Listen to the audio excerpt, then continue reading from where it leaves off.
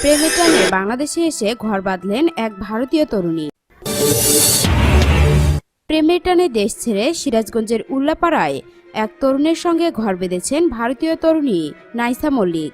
বৃহস্পতিবার উপজেলার বালাসাবাড়ি গ্রামের ইমরান সরকারের ছেলে জুয়েল সরকারের সঙ্গে তার বিয়ে সম্পন্ন হয়।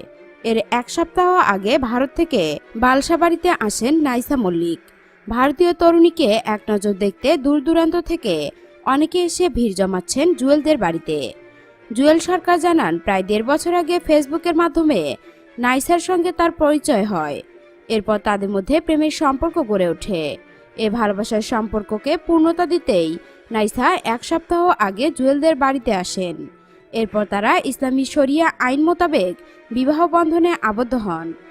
নাইসা মল্লিক জানান, তার বাবার নাম খায়রুল আলম মল্লিক। তার বাড়ি ভারতের হাওড়া জেলার 10 নগর থানার ধরসা ছোট মল্লিক পাড়ায়। তাদের প্রেমের কথা পরিবারকে জানালে বিয়েতে অস্বীকৃতি জানায়।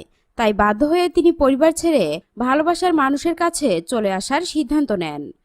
পাসপোর্ট ও ভিসা করে বোনাপোল সীমান্ত দিয়ে বৈধভাবে বাংলাদেশে এসেছেন তিনি। এরপর বাংলাদেশের আইন অনুযায়ী তাদের বিয়ে সম্পন্ন হয়। নাইসা আরও জানান, নিজের চেয়ে 2 বছরের ছোট ছেলেকে বিয়ে করেও তিনি অনেক সুখে আছেন।